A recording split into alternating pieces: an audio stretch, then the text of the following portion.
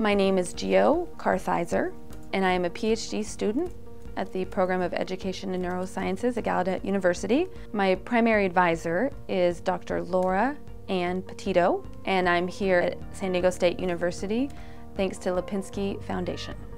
When I arrived here, I brought my project from Gallaudet University, and the project is actually in part from a predoctoral fellowship made possible by the NIH, and that project was looking at the relationship between spatial memory and spatial attention in sign language and in the processing of sign language.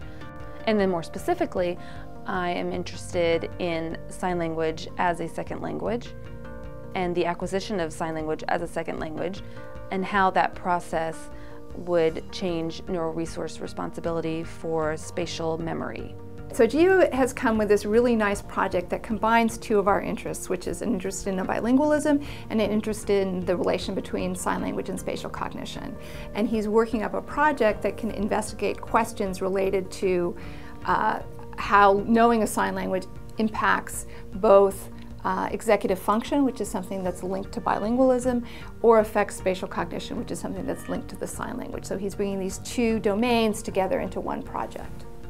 I've benefited so much from the wealth of knowledge from the people here. I mean, there's people who've been doing years worth of research in spatial cognition with sign language and also with bilingualism. So there's really no better place for me to be to advance my theoretical knowledge and to really tie up my hypothesis and improve my literature. And I know that for sure I'm going to be leaving with such a stronger knowledge of where I want to go with my research.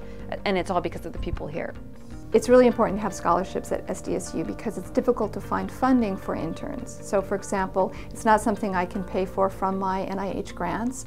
The university doesn't have dedicated funds for interns. So we really need these private scholarships to bring deaf interns into the lab. Again, I'm so thankful to the Lipinski Foundation for making this internship possible. It goes a long way, and I'm going to show it.